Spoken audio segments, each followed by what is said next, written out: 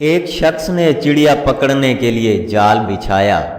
اتفاق سے ایک چڑیا اس میں پھنس گئی اور شکاری نے اسے پکڑ لیا۔ چڑیا نے اس سے کہا، اے انسان، تم نے کئی ہرن اور کئی مرغ کھائے ہیں، ان چیزوں کے مقابلے میں میری کیا حیثیت ہے؟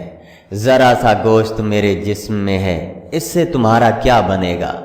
تمہارا تو پیٹ بھی نہیں بھرے گا۔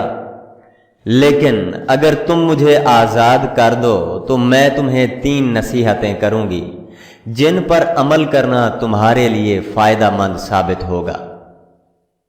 ان میں سے ایک نصیحت تو میں ابھی کروں گی، جبکہ دوسری نصیحت اس وقت جب تم مجھے چھوڑ دو گے اور میں دیوار پر جا بیٹھوں گی۔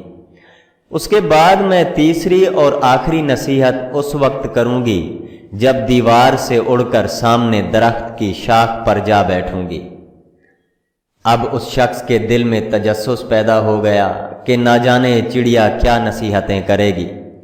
اس نے چڑیا کی بات مانتے ہوئے اس سے کہا کہ تم مجھے پہلی نصیحت کرو، پھر میں تمہیں چھوڑ دوں گا۔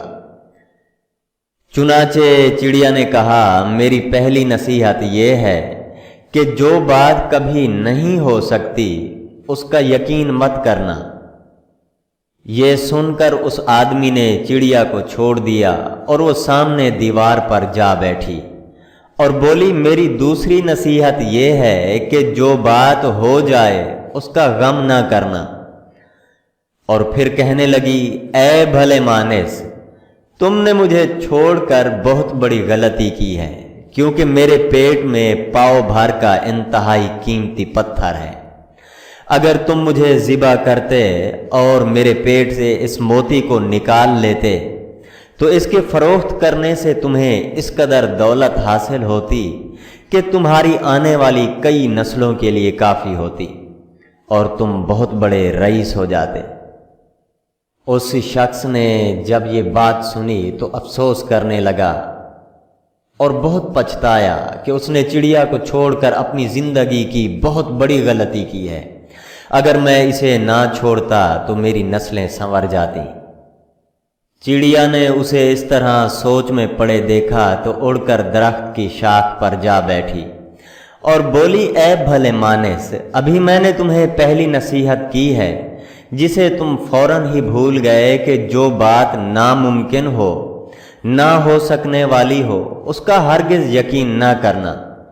لیکن تم نے میری اس بات کا اعتبار کر لیا کہ میں چھٹانگ بھر وزن رکھنے والی چڑیا اپنے پیٹ میں پاؤ بھر کا موتی رکھتی ہوں۔ کیا یہ ممکن ہے؟ میں نے تمہیں دوسری نصیحت یہ کی تھی کہ جو بات ہو جائے اس کا غم نہ کرنا، مگر افسوس کہ تم نے میری دوسری نصیحت کا بھی کوئی اثر نہ لیا اور غم و افسوس میں مبتلا ہو گئے کہ خام خواہ چڑیا کو جانے دیا۔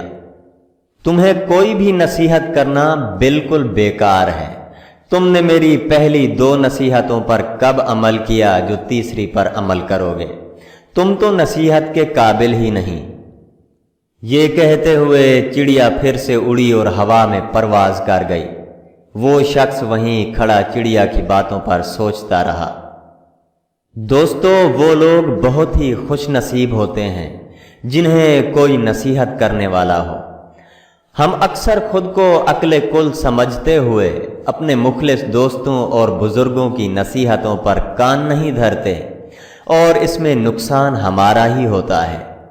دوستو، جن کی زندگی میں کوئی نصیحت کرنے والا نہیں ہے، اس شخص کی مثال ایسے باغ کی طرح ہے جس باغ کا کوئی مالی نہ ہو اور وہ مالی کے بغیر ویران ہی رہتا ہے۔